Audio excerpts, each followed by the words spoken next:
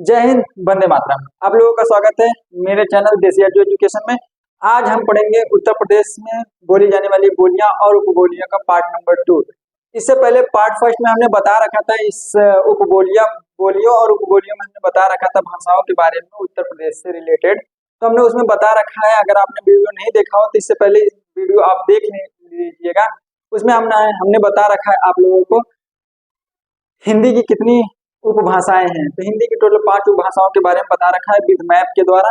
इधर हमने बता रखा था पूर्वी हिंदी, इधर बताया है पश्चिमी हिंदी।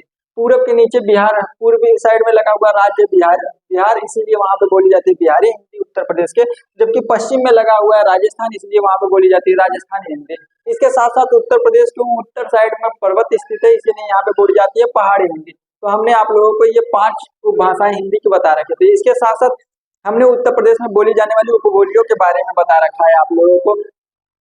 उसमें आप लोगों को हमने बता रखा था उपबोलियां कौन कौन सी हैं। तो यहाँ पे हमने बता रखा था खड़ी बोली, सबसे इधर पश्चिम में बोली जाती है खड़ी बोली, फिर इसके जस्ट बाजू में बोली जाती है ब्रज भाषा, फिर कन्नौजी, फिर अवधी, और इधर साइड बोली जाती है भोजपुरी भाषा। बिहार से लगे हुए बॉर्डर पे बोली जाती है भोजपुरी भाषा। नीचे की तरफ आएंगे तो बघेरी और इधर मध्य प्रदेश से नीचे हुए लगा हुआ सटा हुआ है, तो यहाँ पे बोली जाती है बुंदेलखंडी। हमने इसमें 7 चीजों के बारे में बता रखा था, 7 उपबोलियों के बारे में बता रखा था। आज उपबोलियों से जो रिलेटेड जिले हैं, आज उन जिलों को याद करते हैं। तो लास्ट तक आप वीडियो में बने रहिएगा। और इसके साथ साथ लास्ट में हमने इसमें एमसीक्यू भी दे रखे हैं। 10 एमसीक्यू लगाइएगा और देखिएगा कि आपको याद हुआ है कि नहीं याद हुआ है। चलते हैं, स्टार्ट करते हैं। तो आज याद करेंगे खड़ी बोली। खड़ी बोली से लगे हुए जिले, तो यहाँ पे बोली जाती है खड़ी बोली। तो खड़ी बोली से लगे हुए जिलों को हम याद करते हैं। नंबर 1 पे याद करते हैं सहारनपुर। सहारनपुर सबसे ऊपर लगा हुआ है, जो उत्तर प्रदेश का सबसे उत्तरी जिला है सहारनपुर। तो सहारनपुर से याद करते हैं खड़ी बोली कहाँ कहाँ बोली जाती है। सहारनपुर से जस्ट नीचे आएंगे जो पश्चिमी जिला है सहारनपुर, शामली, और सहारनपुर से जस्ट पश्चिम के पूरब की साइड बढ़ेंगे तो यहाँ पे लगा हुआ है सहारनपुर, शामली, फिर उसके बाद मुजफ्फरनगर। तो 3 पहले याद करते हैं खड़ी बोली से रिलेटेड। तो सबसे ऊपर सहारनपुर, उसके नीचे लगा हुआ है शामली, और इधर साइड लगा हुआ है मुजफ्फरनगर। तो याद करेंगे सहारनपुर, शामली, मुजफ्फरनगर, सहारनपुर, शामली, मुजफ्फरनगर। फिर याद करते हैं हम लोग बागपत, मेरठ। इसके साथ साथ 2 याद और कर लेते हैं, गौतम बुद्ध नगर और गाजियाबाद। गौतम बुद्ध नगर, और इसके साथ साथ याद कर लेते हैं गाजियाबाद। यहाँ पर खड़ी भाषाएं बोली जाती है, क्योंकि ये दिल्ली और हरियाणा राजस्थान के बॉर्डर के साइड लगे हुए हैं, इसलिए हम लोग इसे याद कर लेते हैं। इधर खड़ी बोली बोली जाती है। तो फिर से एक बार रिपीट करते हैं, सहारनपुर, शामली, मुजफ्फरनगर, बागपत, मेरठ, फिर मेरठ के बाद आ जाएंगे गौतम बुद्ध नगर, फिर गाजियाबाद। इसी के जस्ट ऊपर जाएंगे तो यहाँ पे लगा हुआ संभल, फिर अमरोहा,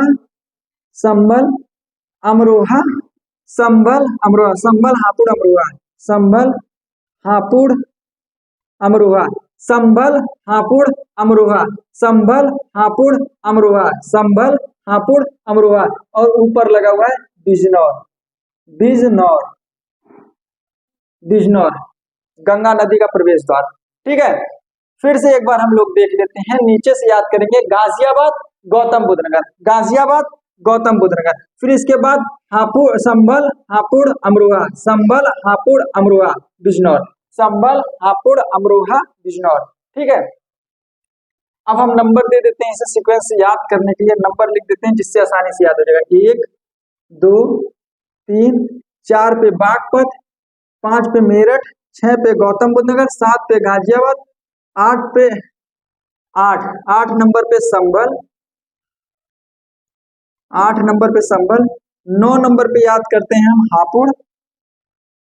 हापुड़, और 10 नंबर पे याद करेंगे हम अमरोहा, और इसके साथ साथ 11 नंबर पे बिजनौर। फिर से बोलते हैं, 1 नंबर पे सहारनपुर, दूसरे पे शामली, तीसरे पे मुजफ्फरनगर, चौथे पे मेरठ, बागपत, 5वें पे मेरठ, फिर उसके बाद आ जाएंगे मेरठ के बाद आ जाएंगे 6ठे नंबर पे गौतम बुद्ध नगर, 7वें नंबर पे गाजियाबाद, 8वें पे संभल, 9वें पे अमरोहा हापुड़, 9वें पे हापुड़, 10वें पे अमरोहा, फिर 11वें नंबर पे बिजनौर। तो आई होप आप लोग याद कर लिए होंगे, नंबर से याद कर लीजिएगा। जैसे देखिए, अगर हम ऐसे बोलियों से याद करते हुए चलेंगे तो हमारा दो फायदा होगा। इसके साथ साथ हम बोलियां भी याद कर लेंगे, उत्तर प्रदेश की कौन कौन सी उपबोलियां हैं, किन किन जिलों में बोली जाती है। इसके साथ साथ हम 75 जिले भी याद कर लेंगे। ठीक है, तो नेक्स्ट आगे की तरफ बढ़ते हैं। ये खड़ी बोली से रिलेटेड था।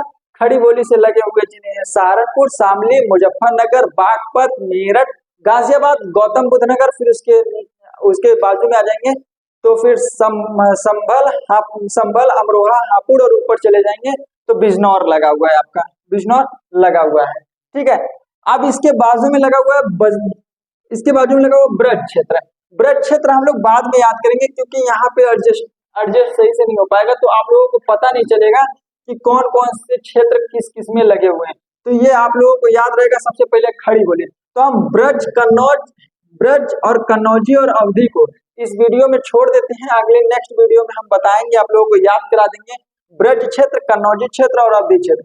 आज हम याद कर लेते हैं, इधर साइड लगा हुआ है सबसे लास्ट पूरब में लगा हुआ है भोजपुरी क्षेत्र। पूरब में लगा हुआ है भोजपुरी, तो यहाँ पे बोली जाती है भोजपुरी भाषा। ये पूरे इस इलाके में बोली जाती है भोजपुरी भाषा। तो भोजपुरी भाषा किन किन जिलों में बोली जाती है तो याद कर लेते हैं हम लोग। तो जिसने वीडियो देख रखी होगी सीमाओं से लगे हुए जिले, तो उन लोगों को जल्दी से याद हो जाएगा। अगर आप लोगों ने सीमा से लगे हुए जिलों को नहीं देखा तो आप हमारे वीडियो में जाकर देख सकते हैं। सबसे ऊपर लगा यहाँ सिद्धार्थनगर, महाराजगंज,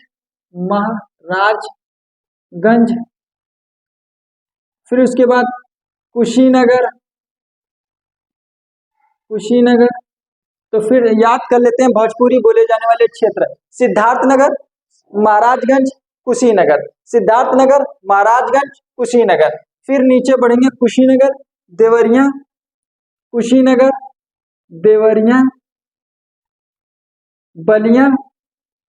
बलिया यूपी का सबसे पूर्वी जिला है। तो याद करें सिद्धार्थनगर, महाराजगंज, कुशीनगर, देवरिया, बलिया, फिर उसके बाद देवरिया, बलिया, गाजीपुर,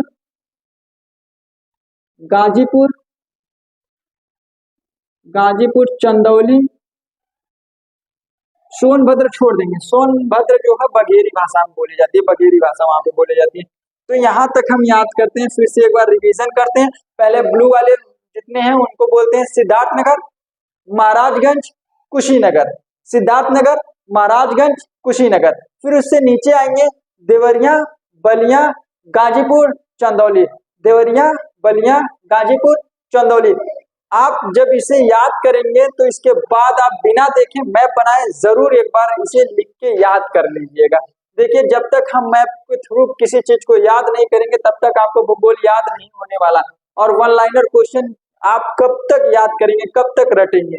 रटना नहीं है, याद करना है। जितना आप याद करके इसे मैप के द्वारा जितना आप याद करेंगे उतने आसानी से आपको सभी चीजें याद हो जाएंगी। ठीक है, चंदौली।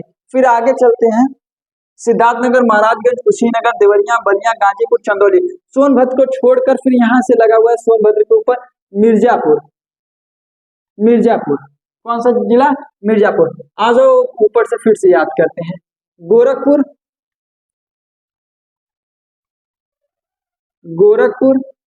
गोरखपुर से जस्ट नीचे आएंगे तो मऊ से आगे की तरफ आएंगे तो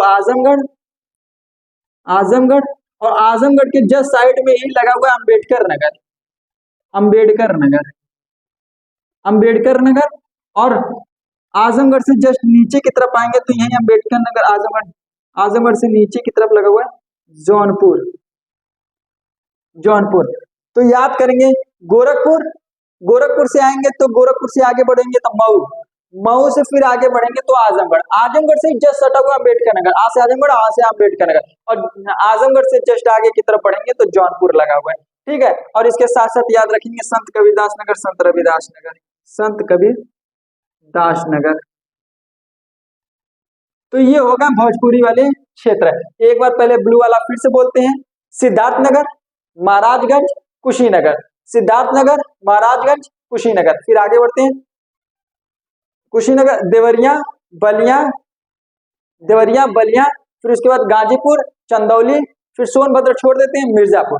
फिर ऊपर से आते हैं, ऊपर से लगा हुआ गोरखपुर, फिर मऊ, फिर उसके बाद गोरखपुर, मऊ, फिर आजमगढ़, आजमगढ़ से सटा हुआ अंबेडकर नगर और जौनपुर।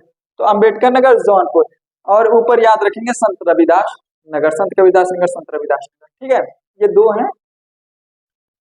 आई होप आप लोग भोजपुरी क्षेत्र भी याद कर लिए होंगे।